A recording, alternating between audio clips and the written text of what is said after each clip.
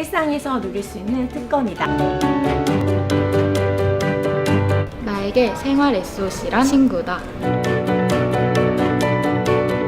나에게 생활 SOC란 삶의 원동력이다.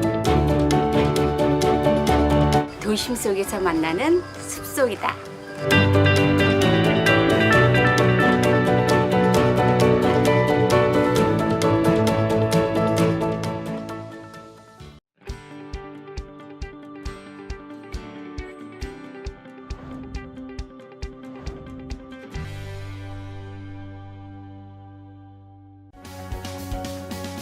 생활문화센터 운영의 첫걸음, 문화와 문화활동.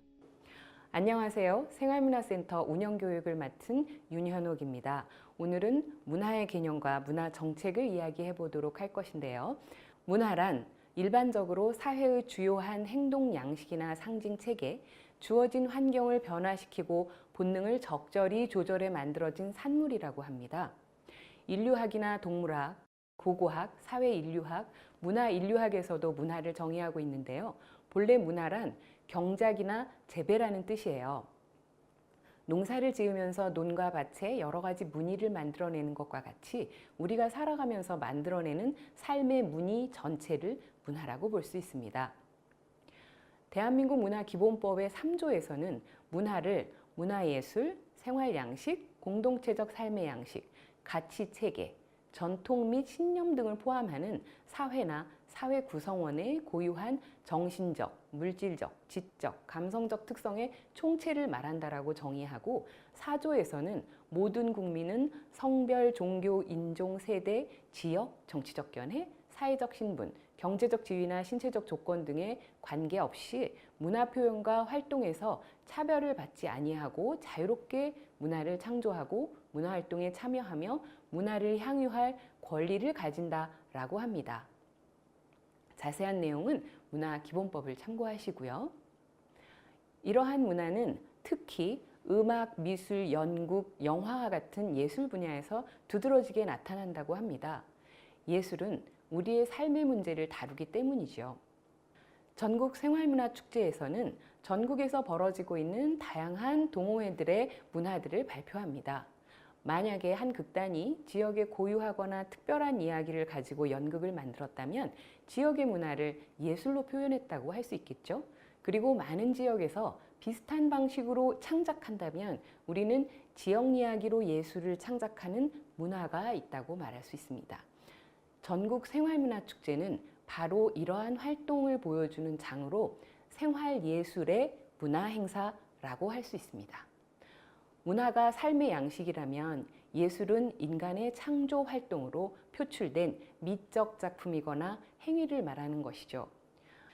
많은 사람들이 문화란 음악, 미술, 연극과 같은 예술 장르를 합친 것이라고 이해하고 생활문화센터가 장르 예술 활동을 하는 곳으로 알고 있지만 사실 생활문화센터는 예술 장르만이 아니고 우리의 삶의 무늬를 함께 만들어가는 것이라고 할 수 있습니다.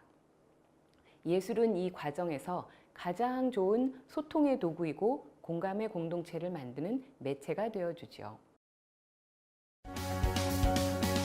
생활문화센터 운영의 첫걸음, 생활문화 정책.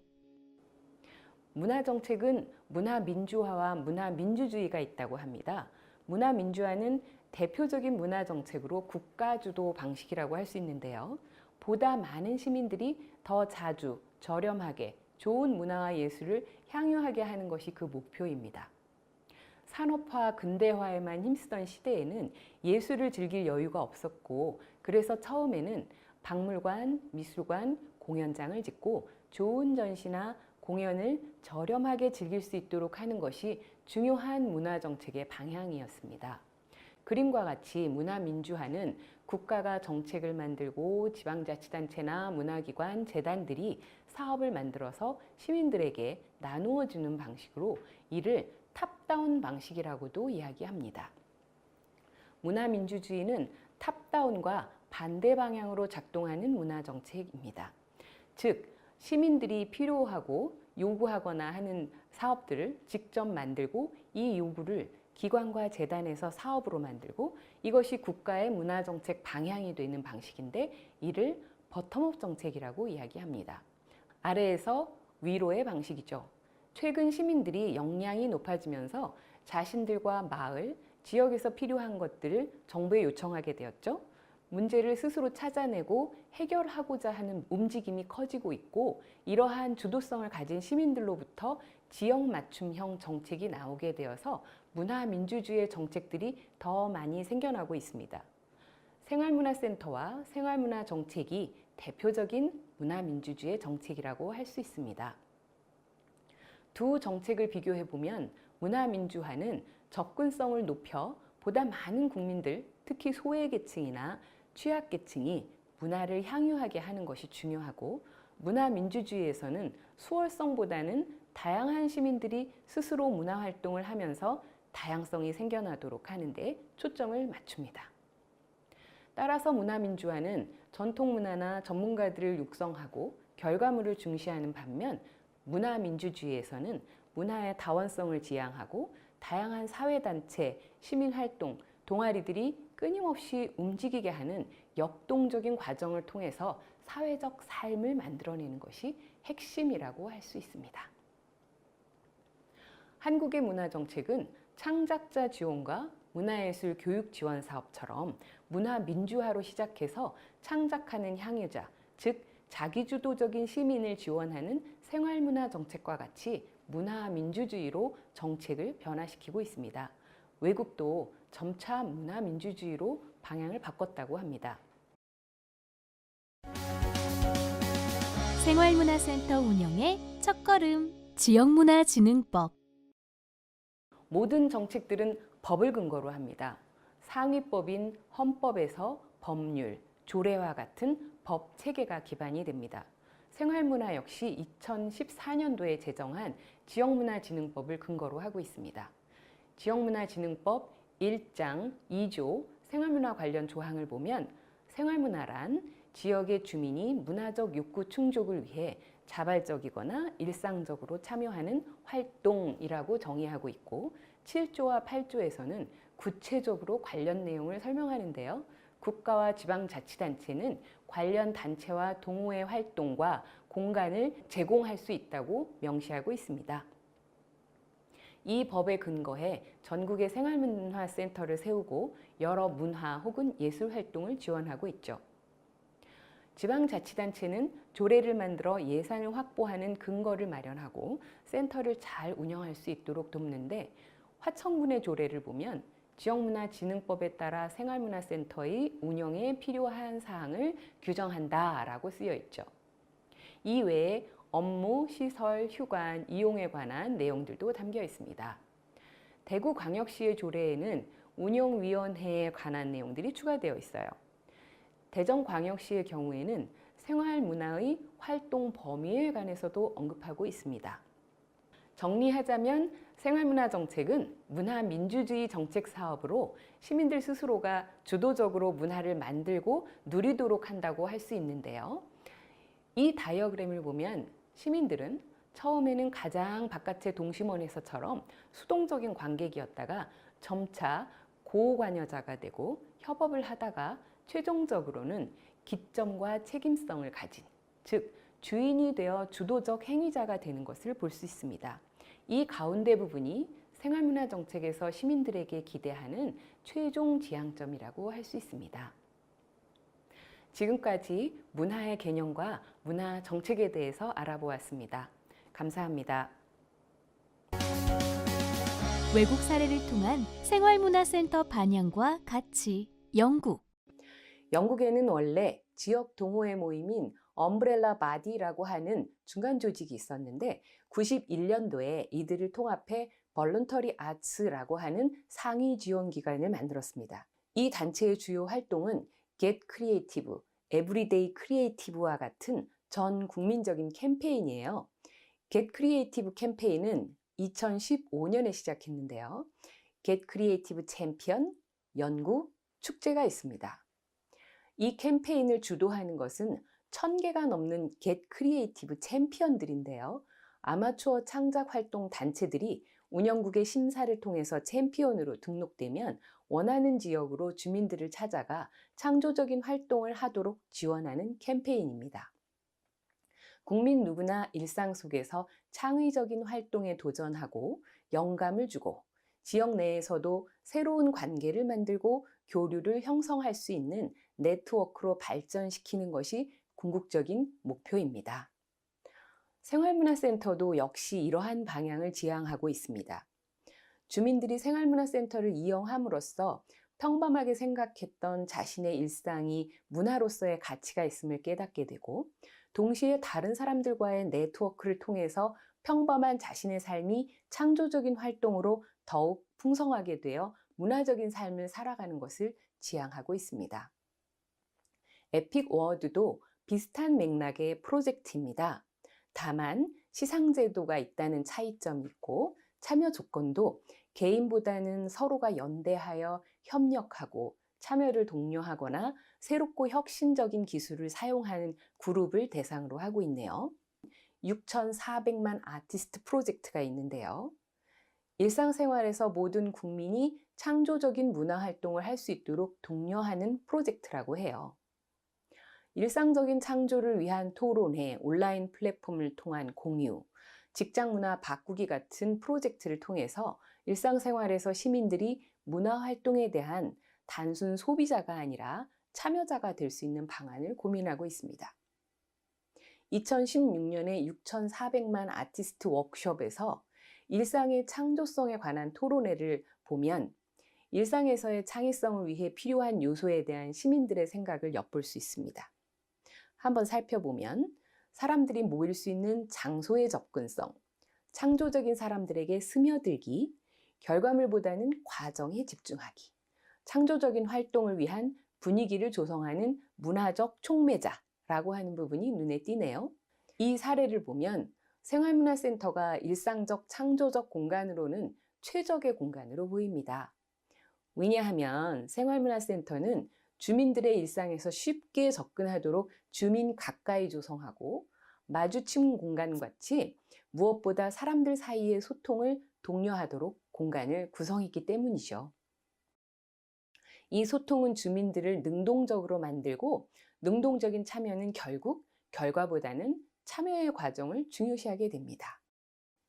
볼런터리 아츠는 그 이름처럼 자발적인 주민들의 활동이 주축이 되어 일상의 창조성을 기본 슬로건으로 해서 예술 장르만이 아니라 정원 가꾸기나 요리와 같이 우리의 삶의 매우 광범위한 영역에서 창조적 역량을 발휘하도록 독려해서 문화 민주주의를 실천하는 사례입니다. 볼런터리 아츠와 생활문화센터는 그 방향이 문화 민주주의라는 점에서 같습니다. 생활문화는 단순 아마추어 문화예술 동호회 활동 지원을 넘어서 우리 모든 일상에서 창조적으로 표현하고 서로를 인정하는 공동체적인 모습입니다. 생활문화센터는 이 생활문화를 활성화하는 공간이죠. 그럼 독일의 사례로 넘어가 보도록 하겠습니다. 외국 사례를 통한 생활문화센터 반향과 가치 독일. 독일은 68혁명 이후 시민들이 주도해서 사회문화센터라는 공간을 만들었는데요. 더불어 사회문화라는 개념을 고안해냅니다. 이 개념은 모두로부터의 문화, 모두를 위한 문화, 문화를 다시 사회적 현실과 일상생활의 경험이 되도록 한다라고 하는 세 가지 원칙을 가지고 있습니다. 첫 번째, 모두로부터의 문화란 바로 문화 민주주의를 말하는 거죠. 모두를 위한 문화는 앞서 설명한 문화 민주화를 말하고 세 번째 원칙은 독일의 문화적 특성을 보여주는데요. 문화나 예술이 개인의 영역에 머무르지 않고 일상의 사회 정치적 활동이 되어야 한다는 점을 말하고 있습니다. 독일인들은 누구나 기본적으로 사회 정치적 존재라는 전제를 공유하고 있습니다. 이것이 68혁명의 운동의 영향이라고도 할 수 있습니다. 70년대부터 시작한 독일의 사회문화센터는 전국에 약 800여 개가 만들어지는데 처음에는 시민들이 비어있는 공간을 차지하거나 임대로 쓰다가 지금은 대부분 정부 지원을 받는 문화시설이 되었습니다. 사회문화센터는 대표적으로 버텀업의 문화민주주의 방식으로 만들어진 문화공간이라고 할 수 있습니다. 사회문화센터는 모든 참여자들이 공동 협력과 자기결정을 한다, 각자의 영역을 넘어서 함께 한다라는 원칙도 가지고 있습니다. 사회문화센터와 같이 생활문화센터 역시 각 개인의 자유에 기반해서 소수 그룹의 이익이 아닌 사회 전체의 이익을 추구하고 이를 통해서 지역과 국가의 문화예술을 발전시켜 나가는 것이 그 지향점이 아닐까 생각이 듭니다. 사회문화센터에서 하는 사업들을 보면 장르예술 강좌보다는 다양한 사회 집단 간의 소통이라던가 통합, 확장된 문화 사업이 주를 이룹니다. 특히 소수자와 약자를 지지하는 사업으로 어린이, 청소년, 여성, 노년들을 대상으로 하는 사업들을 하고 있습니다. 생활문화센터 이용자들은 자신의 개인적인 예술 성취를 넘어서 이웃과 함께하고 지역의 발전과 공공의 선으로까지 발전되어야 합니다. 개인의 문화활동이 사회에서 빛나는 가치가 되는 길로 열어주는 곳이 바로 생활문화센터라 하겠습니다. 이상 외국의 사례를 통해 생활문화와 생활문화센터의 방향과 지향점을 알아보았습니다. 이런 가치가 잘 실현되기 위해서는 생활문화센터가 조성된 정책적, 문화적 배경에 대해서 다시 한번 상기시켜서 지역에서 필요로 하는 곳으로 운영하시기 바랍니다. 감사합니다. 이번 강의에서는 생활문화센터에 대해서 알아보도록 하겠습니다.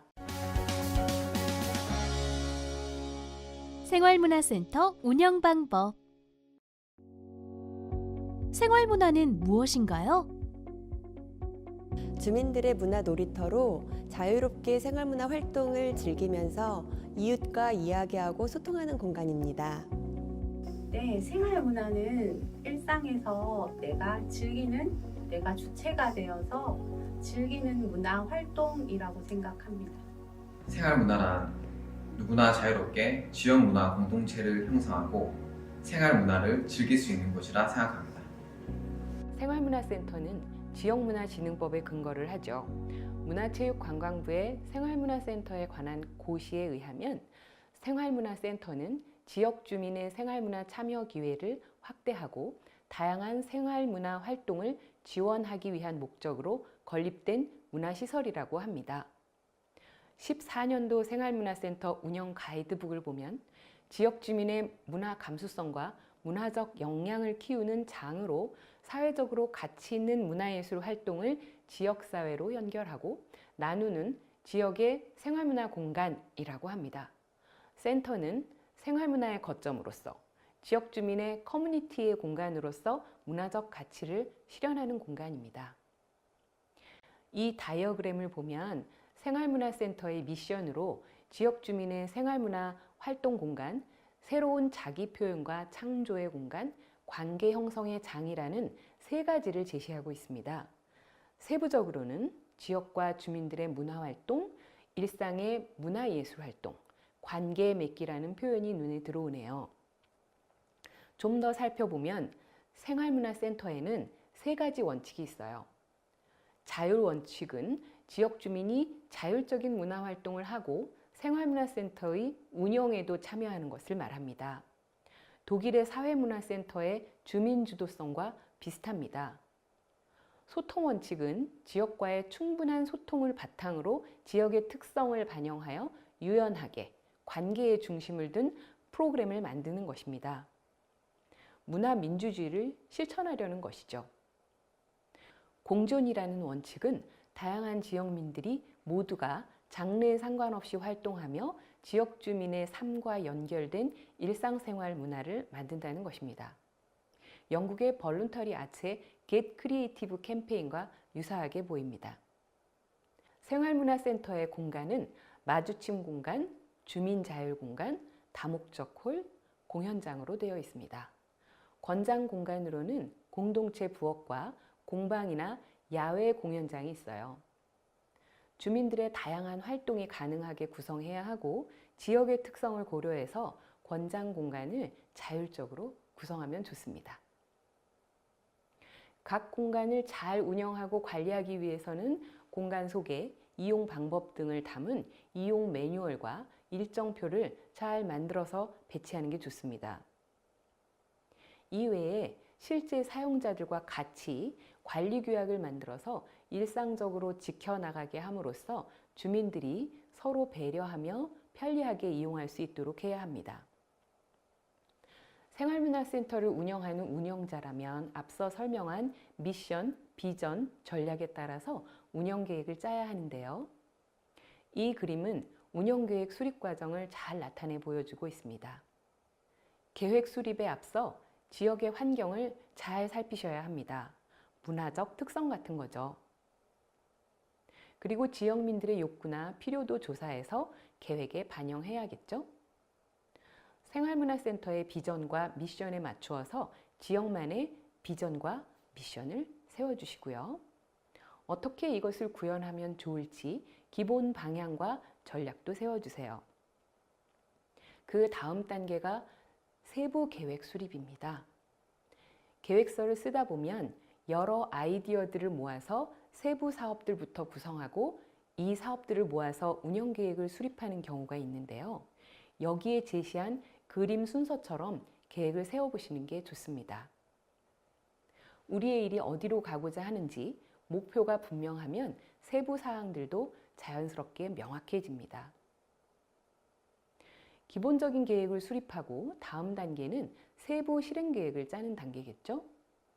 비전과 전략에 맞춰서 특수 목적 실행 계획이나 연차별 계획, 조직 구성, 예산 계획들을 잘 짜시기 바랍니다.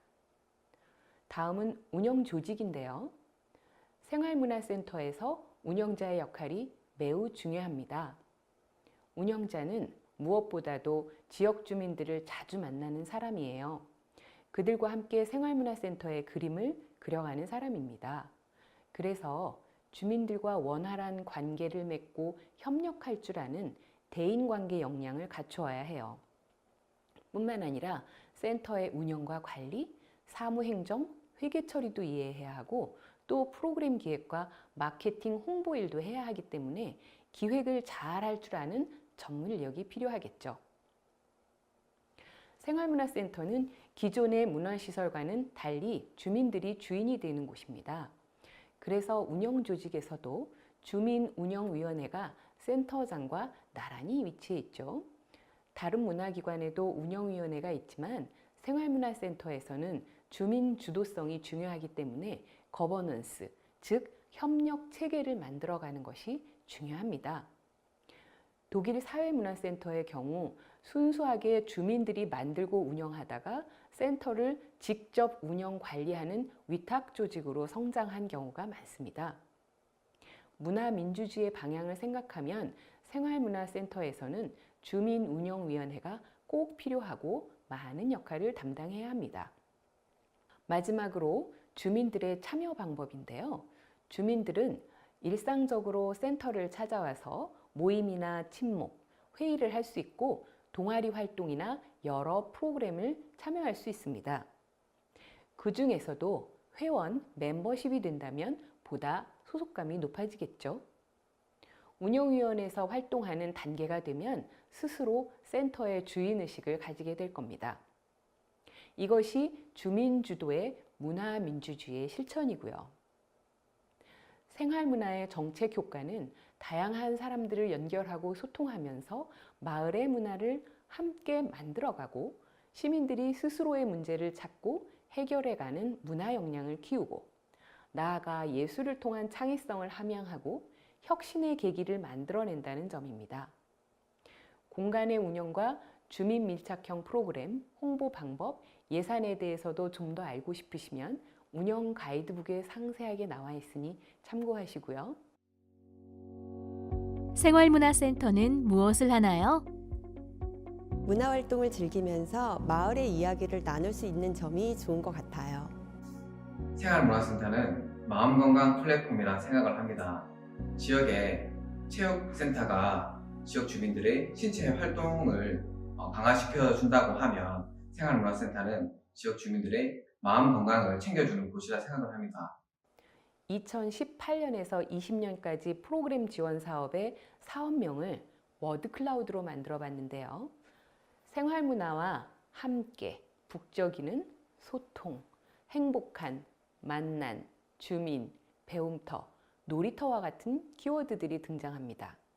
생활문화센터는 마을 사람들이 함께 만들고 창작하는 놀이터로 교류와 소통의 공간임을 알 수 있습니다.